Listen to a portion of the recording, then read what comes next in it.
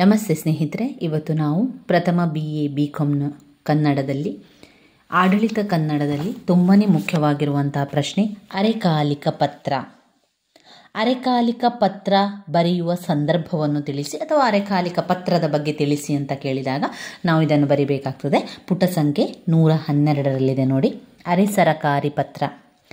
ಸರಕಾರಿ ಪತ್ರಗಳಿಗೆ ಒಂದು ನಿರ್ದಿಷ್ಟ ಚೌಕಟ್ಟು ಇದೆ. ಸರಕಾರಿ ಪತ್ರಗಳಿಗೆ ಒಂದು ನಿರ್ದಿಷ್ಟ ಚೌಕಟ್ಟು ಇದೆ.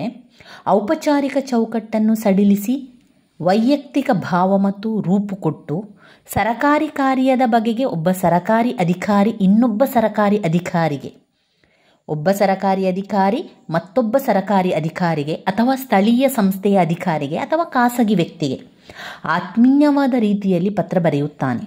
ಅಂತಹ ಪತ್ರವು ಸರಕಾರಿ ಪತ್ರವಾಗುತ್ತದೆ. ಅಂದರೆ ಸರಕಾರಿ ಅಥವಾ ಅಧಿಕೃತ ವಿಷಯಗಳನ್ನು ಖಾಸಗಿ ರೂಪದಲ್ಲಿ ಬರೆಯುವ ಪತ್ರವನ್ನು ಸರ್ಕಾರಿ ಅಥವಾ ಅರೆ ಅಧಿಕೃತ ಪತ್ರ ಎಂದು ಕರೆಯುತ್ತಾರೆ. ಇವಾಗ ನಿಮಗೆ ಅರ್ಥ ಆಯ್ತಾ? ಅರೆ ಸರ್ಕಾರಿ ಪತ್ರ ಅಂದರೆ ಸರಕಾರಿ ಪತ್ರದ ರೀತಿಯಲ್ಲಿ, ಆದರೆ ಅದು ಆತ್ಮೀಯ ರೀತಿಯಲ್ಲಿ ಬರೆಯುವಂತಹ ಒಂದು ಪತ್ರ. ಒಬ್ಬ ಸರಕಾರಿ ಅಧಿಕಾರಿ ಮತ್ತೊಬ್ಬ ಸರಕಾರಿ ಅಧಿಕಾರಿಗೆ ಅಥವಾ ಒಬ್ಬ ಸರಕಾರಿ ಅಧಿಕಾರಿ ಸ್ಥಳೀಯ ಸಂಸ್ಥೆಯ ಅಧಿಕಾರಿಗಳಿಗೆ ಅಥವಾ ಖಾಸಗಿ ವ್ಯಕ್ತಿಗೆ ಆತ್ಮೀಯವಾದ ರೀತಿಯಲ್ಲಿ ಬರೆಯುವಂತಹ ಒಂದು ಖಾಸಗಿ ರೂಪದಲ್ಲಿ ಬರೆಯುವಂತಹ ಒಂದು ಪತ್ರ ಇದೆಯಲ್ಲ, ಅದನ್ನು ಅರೆ ಸರಕಾರಿ ಪತ್ರ ಅಂತ ಕರೆಯುವಂಥದ್ದು. ಅರೆ ಸರಕಾರಿ ಪತ್ರ ಬರೆಯುವಂತಹ ಸಂದರ್ಭ ಯಾವುದು ಅಂತ ಹೇಳಿದರೆ, ಸರಕಾರಿ ಕೆಲಸದ ವಿಷಯದಲ್ಲಿ ಒಂದು ಕಚೇರಿಯ ಅಧಿಕಾರಿಯು ಇನ್ನೊಂದು ಕಚೇರಿಯ ಅಧಿಕಾರಿಯ ವೈಯಕ್ತಿಕ ಗಮನ ಸೆಳೆಯಲು ಬಯಸಿದಾಗ. ಯಾವಾಗ ಸರಕಾರಿ ಕೆಲಸದ ವಿಷಯದಲ್ಲಿ ಒಬ್ಬ ಅಧಿಕಾರಿ ಒಂದು ಕಚೇರಿಯ ಅಧಿಕಾರಿಯು ಇನ್ನೊಂದು ಕಚೇರಿಯ ಅಧಿಕಾರಿಯ ವೈಯಕ್ತಿಕ ಗಮನವನ್ನು ಸೆಳೆಯಲು ಬಯಸಿದಾಗ. 2 ಕಳುಹಿಸಿರುವ ಪತ್ರಗಳಿಗೆ ಉತ್ತರ ಬಾರದೆ ತುಂಬ ತಡವಾಗುತ್ತಿದೆ ಎಂಬ ಭಾವನೆ ಉಂಟಾದಾಗ. 3 ಅನೇಕ ಔಪಚಾರಿಕ ಸರಕಾರಿ ನೆನಪೋಲೆಗಳು ಹೋದರೂ ಅವಕ್ಕೆ ಉತ್ತರ ಬಾರದೇ ಇದ್ದಾಗ. ತುರ್ತು ಸಂದರ್ಭಗಳಲ್ಲಿ ಔಪಚಾರಿಕ ಪತ್ರಗಳನ್ನು ಕಳುಹಿಸಿದರೆ ಕಚೇರಿಯ ವ್ಯವಸ್ಥೆಯಲ್ಲಿ ಸಮಯಕ್ಕೆ ಸರಿಯಾಗಿ ಕೆಲಸ ಆಗಬಾರದು ಎಂದು ಅನಿಸಿದಾಗ. ಸ್ಥಳೀಯ ಸಂಸ್ಥೆಯೊಂದರ ಅಧಿಕಾರಿಯಿಂದ ಅಥವಾ ಖಾಸಗಿ ವ್ಯಕ್ತಿಯಿಂದ ಯಾವುದಾದರೊಂದು ಮಾಹಿತಿ ಬೇಕಾದಾಗ. ಯಾವುದಾದರೊಂದು ಕ್ಷೇತ್ರದಲ್ಲಿ ಸಾಧನೆ, ಪ್ರಶಸ್ತಿ, ಪುರಸ್ಕಾರ, ಬಹುಮಾನ ಪಡೆದ ವ್ಯಕ್ತಿಗೆ ವೈಯಕ್ತಿಕ ಭಾವನೆಯ ಗೌರವವನ್ನು ಸರಕಾರದ ಪರವಾಗಿ ಅಧಿಕಾರಿಗೆ ತೋರಿಸಲು ಬಯಸಿದಾಗ. ಒಬ್ಬ ಅಧಿಕಾರಿಯ ಕೆಲಸದ ಬಗ್ಗೆ ಮತ್ತೊಬ್ಬ ಅಧಿಕಾರಿ ಮೆಚ್ಚುಗೆ ವ್ಯಕ್ತಪಡಿಸಲು ಬಯಸಿದಾಗ. ಒಂದು ಕಚೇರಿಯ ಅಧಿಕಾರಿಯ ಕೆಲಸ ಅಸಮರ್ಪಕವೆನಿಸಿದಾಗ ಅವನ ಮೇಲಾಧಿಕಾರಿ ಅವನನ್ನು ಎಚ್ಚರಿಸಲು ಬಯಸಿದಾಗ.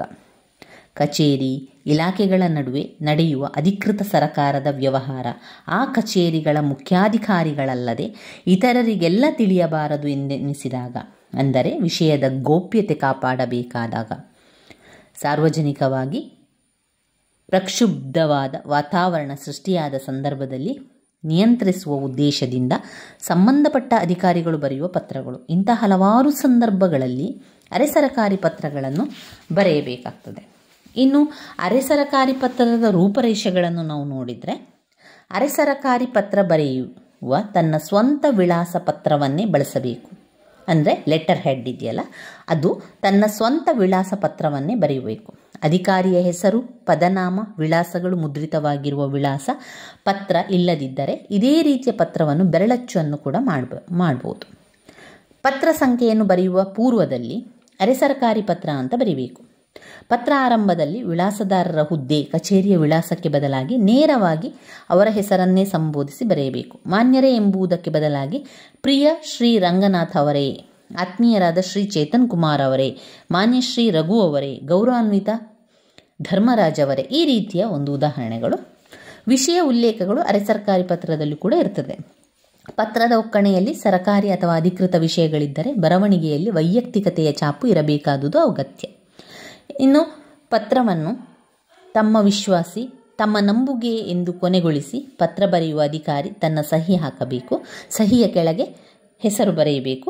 ಹಾಗೆ ಸರಕಾರಿ ಹುದ್ದೆಯನ್ನು, ಪದನಾಮವನ್ನು ಕೂಡ ಬರೆಯುವಂತಿಲ್ಲ. ಪತ್ರದ ಕೆಳ ಎಡಭಾಗದಲ್ಲಿ ವಿಳಾಸದಾರರ ಹೆಸರು ಮತ್ತು ವಿಳಾಸವನ್ನು ಬರೆಯಬೇಕು. ಸಾಮಾನ್ಯವಾಗಿ ಅರೆ ಸರಕಾರಿ ಪತ್ರವನ್ನು ಅಧಿಕಾರಿಯೇ ಸ್ವಹಸ್ತದಿಂದ ಬರೆಯುತ್ತಾನೆ.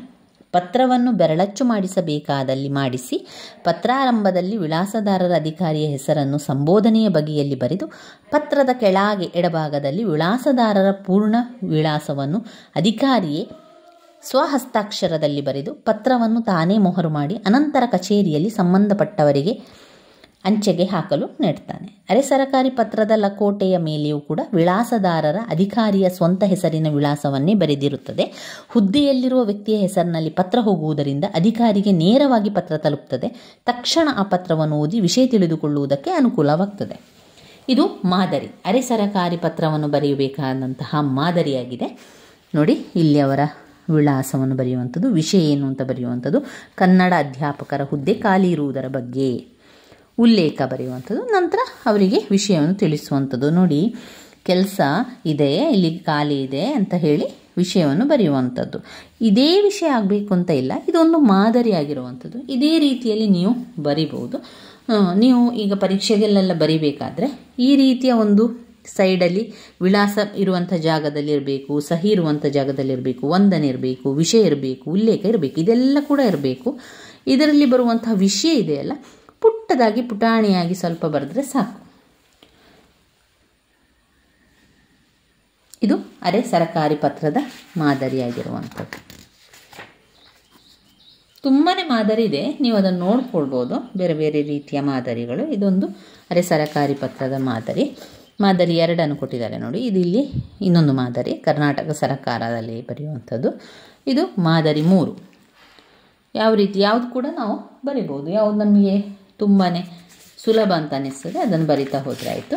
ಇವಿಷ್ಟು ಅರೆ ಸರ್ಕಾರಿ ಪತ್ರದಲ್ಲಿ ಬರುವಂತಹ ವಿಚಾರಗಳಾಗಿದೆ.